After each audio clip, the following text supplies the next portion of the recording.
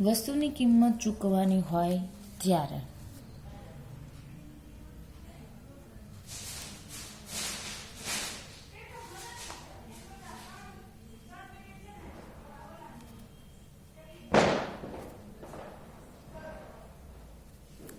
પહેલાં આપણે જોયું જ્યારે વસ્તુ ફ્રીમાં મળે છે, હવે વસ્તુની કિંમત ચૂકવવાની હોય ત્યારે એના માટેની ધારણા જોઈએ કે ધારણા નંબર 1 એઝ ઇટ ઇઝ જે પહેલાંમાં હતી એ કે ગ્રાહક છે બુદ્ધિપૂર્વક વર્તે છે.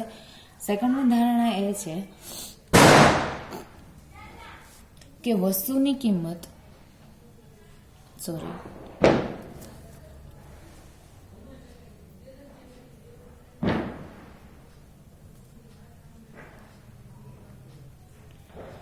વસ્તુની એકમ દીઠ કિંમત છે એ 1 રૂપિયો છે અને બધા એકમ માટે આ કિંમત કેવી રહે છે? સરખી રહે છે. નંબર 3, વસ્તુમાંથી મળતો તૃષ્ટિગુણ અને નાણાં ખર્ચવાથી મળતો બિનતૃષ્ટિગુણ એકમમાં માપી શકાય છે. વસ્તુમાંથી મળતો તૃષ્ટિગુણ અને નાણાં ખર્ચવાથી મળતો બિનતૃષ્ટિગુણ બંને એકમમાં તમે શું કરો છો? માપી શકો છો.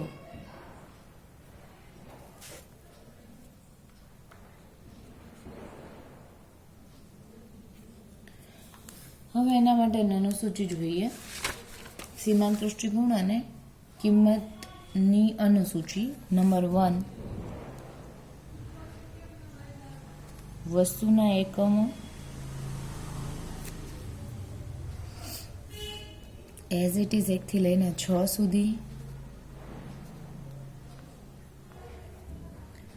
સીમાંત તૃષ્ટિગુણ 10, 6, 4, 2, 1, -2. કુલ તૃષ્ટિગુણ 10, 10 ને 6 16, 16 ને 4 20, 20 ને 2 22, 22 ને 1 23 અને 23 માંથી 2 જાય એટલે 21. નેક્સ્ટ, કિંમત રૂપિયામાં. બરાબર, કિંમત રૂપિયામાં 2 રૂપિયા, 5 રૂપિયા, 3 રૂપિયા એમ. એના માટે આપણે પહેલાં જ ડિસાઈડ કર્યું હતું, બધામાં કેવી છે? સેમ, એક જ. હવે આપણે એવું કીધું કે ગ્રાહક બુદ્ધિપૂર્વક વર્તે છે એટલે વસ્તુની ખરીદી એટલા પ્રમાણમાં કરશે જ્યાં સુધી છે એને મહત્તમ સંતોષ પ્રાપ્ત થશે. અને વસ્તુમાંથી મળતો મહત્તમ સંતોષ,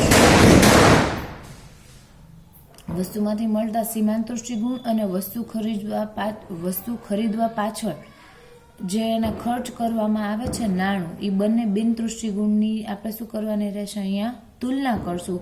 જ્યારે એ બિનતૃષ્ટિગુણ અને તૃષ્ટિગુણ બંને સરખા થશે ત્યારે અહીંયા શું કરશે? ગ્રાહક મહત્તમ સંતોષ પ્રાપ્ત કરશે. જ્યારે વસ્તુ ખરીદવા માટે તત્પર છે એ પૈસા અને સીમાંત તૃષ્ટિગુણ બંને સરખા થશે ત્યારે અહીંયા ગ્રાહક છે સમતુલા પ્રાપ્ત કરશે. આપણે આ કોષ્ટકમાં જોઈએ કે ગ્રાહક છે એ 1 એકમ ખરીદે છે ત્યારે એમાંથી સીમાંત તૃષ્ટિગુણ કેટલો મળે છે? 10 એકમ જેટલો. તો એમાં એ 10 એકમ મેળવવા માટે કેટલા રૂપિયા આપે છે? 1 રૂપિયો. બરાબર, 1 રૂપિયા જેટલા એ બિનતૃષ્ટિગુણ એને મળે છે. જ્યારે બિનતૃષ્ટિગુણ શું છે? અહીંયા તમને વધારે જોવા મળે છે. બિનતૃષ્ટિગુણ કરતા તૃષ્ટિગુણ તમને શું જોવા મળે છે? વધારે જોવા મળે છે. તેથી ગ્રાહક છે વધુ એકમ હવે ખરીદવા પ્રેરાશે કે ભાઈ મને હજી કંઈક મળે છે તો હજી હું કંઈક વધારે લઈશ. એવું જ આપણે જોઈએ બીજા, ત્રીજા એકમમાં અને ચોથા એકમ સુધી ગ્રાહકને આ શું થાય છે? બેનિફિટ થાય કે હજી જ્યાં સુધી લાભ મળતો હોય ત્યાં સુધી શું કરીએ છીએ? આપણે લાભ લઈ લઈએ છીએ. તેમાંથી મળતો તૃષ્ટિગુણ અને એના ખર્ચમાં આવતા નાણાંમાંથી મળતો બિનતૃષ્ટિગુણ બંને કેવા થાય છે? સરખા થાય છે. ચોથા એકમ સુધી એને શું મળે છે? બેનિફિટ મળે છે. ત્યાં સુધી બેનિફિટ લેશે. આથી હવે કસ્ટમર શું કરશે? 5મા એકમે સમતુલા પ્રાપ્ત થશે. શું કામે? કારણ કે આપણે વાત કરીએ સીમાંત તૃષ્ટિગુણ અને એને પાછળ ખર્ચવામાં આવતું નાણુંનો બિનતૃષ્ટિગુણ બંને કેવો થવો જોઈએ? સરખો થવો જોઈએ. તો 5મા એકમે સીમાંત તૃષ્ટિગુણ 1 છે જ્યારે એની કિંમત કેટલી છે? 1 છે. અને કુલ તૃષ્ટિગુણ કેટલો છે 23, જે શું થાય છે મહત્તમ થાય છે. ઇનકેસ હવે આપણે એવું કહીએ કે ફોર એક્ઝામ્પલ ગ્રાહક છે એ ચોથા એકમે જો સમતુલા પ્રાપ્ત કરે તો એને એમાંથી મળતો સીમાંત તૃષ્ટિગુણ કેટલો છે 2, અને નાણાં ચૂકવવા માટે અને તે માટે ચૂકવવાની નાણાંમાંથી એને કેટલો એકમ મળે છે 1 એકમ જેટલો બિન તૃષ્ટિગુણ એને મળે છે. તો એ બિન તૃષ્ટિગુણ કરતા સીમાંત તૃષ્ટિગુણ કેવો છે વધારે છે. અને પાછું કુલ તૃષ્ટિગુણમાં જોઈએ તો કુલ તૃષ્ટિગુણ આપણો પાછો મહત્તમ પણ નથી, માટે એ ચોથા એકમે સમતુલા પ્રાપ્ત કરશે નહીં. ફરીવાર બોલું છું, સાંભળો. 5મા એકમે ગ્રાહક સમતુલા પ્રાપ્ત કરે છે શું? કારણ કે તે સીમાંત તૃષ્ટિગુણ અને એ વસ્તુ મેળવવા માટે આપવામાં આવતું નાણું નો બિન તૃષ્ટિગુણ બંને કેવા થાય છે સરખા થાય છે. માટે ઇનકેસ આપણે એકમ નંબર 4માં જોઈએ તો અહીંયા સીમાંત તૃષ્ટિગુણ તમને 2 મળે છે, પણ કિંમત કેટલી મળે છે 1 જ મળે છે. ઇટ મીન્સ સીમાંત તૃષ્ટિગુણ હજુ કેવો છે વધારે છે. અને સાથે સાથે એ બી જોઈ શકો છો કે તૃષ્ટિગુણ કેવો છે મહત્તમ નથી. હવે આના કરતાં ઉલટું કરીએ, જો એ છઠ્ઠા એકમે આવે તો એને સીમાંત તૃષ્ટિગુણ 2 થઈ જાય છે, -2 થઈ જાય છે, બરાબર. અને એની પાછળ જે એની વસ્તુ પાછળ ખર્ચાતા જે નાણાંમાંથી મળતો એનો બિન તૃષ્ટિગુણ કેટલો છે 1 જ છે. અહીંયા આપણે બિન તૃષ્ટિગુણ વધારે મળે છે, પણ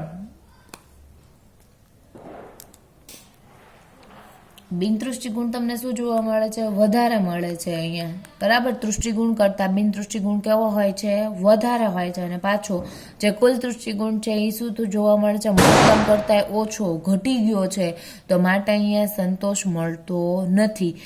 આ આખા વિશ્લેષણ પરથી આપણે એટલું જ 2 શરત તારવી શકીએ કે જ્યારે વસ્તુ તમને ફ્રીમાં મળે છે ત્યારે સીમાંત તૃષ્ટિગુણ 0 થાય, ત્યારે એટલા એકમ સુધીનો ઉપભોગ કરવામાં આવે છે, એટલે ત્યારે ગ્રાહક સમતુલા પ્રાપ્ત કરે છે. અને જ્યારે વસ્તુની કિંમત ચૂકવવામાં આવે છે ત્યારે સીમાંત તૃષ્ટિગુણ અને કિંમત બંને સરખા થાય ત્યારે ગ્રાહક સમતુલા પ્રાપ્ત કરે છે.